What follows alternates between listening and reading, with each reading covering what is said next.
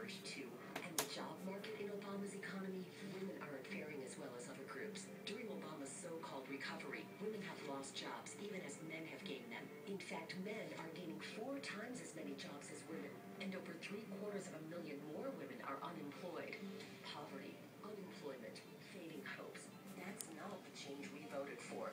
There is a war on women in America. That's what we got. It's hurting real women every day. We just can't afford another 4 years. Carrie, is that effective? Absolutely.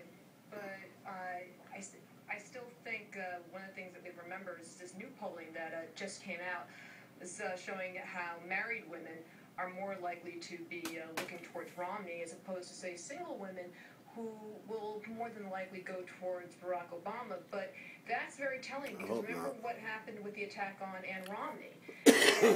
You had a lot of who were very upset about that, understandably so, many of whom are homemakers. And he also took money from Bill Maher. That drove me crazy. But still, though, that's one of those things that I think that you're going to have. This exchange coming up, though, is very, very, very interesting. This ain't it.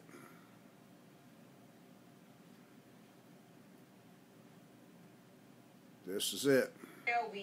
We cross the political span, but I mean, there's one common truth, right? Hell hath no fury like a woman scorned.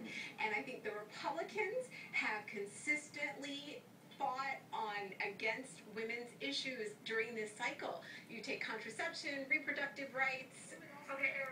Okay, but contraception and all these other issues that Obama has actually been very issues on women? All right, Jennifer.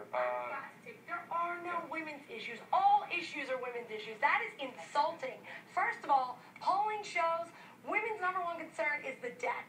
It is not free birth control. How embarrassing that the president and his allies paint us as on bended knee to the government for free abortions and birth controls. It's insulting, it's rude, and they are not women's issues. All issues.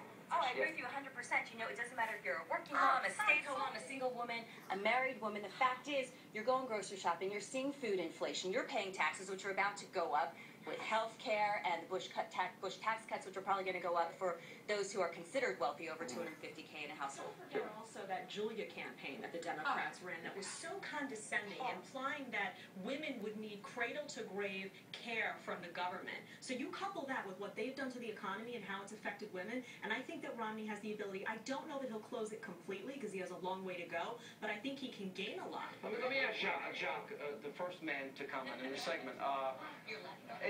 But you're also a reverend, and I don't know where you stand on the issue of birth control and abortion.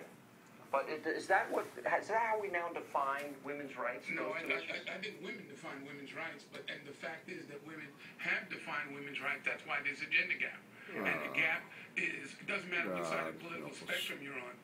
Like Ed Rollins, not as many campaigns, but I've worked in presidential campaigns, and you're driven by, as Frank is, the numbers. And the numbers say there's a gender gap. And it's based not on the statistics. What about what this ad said? It's not based women that have lost jobs under the president's policy. It's based on their perceptions of Romney and Obama.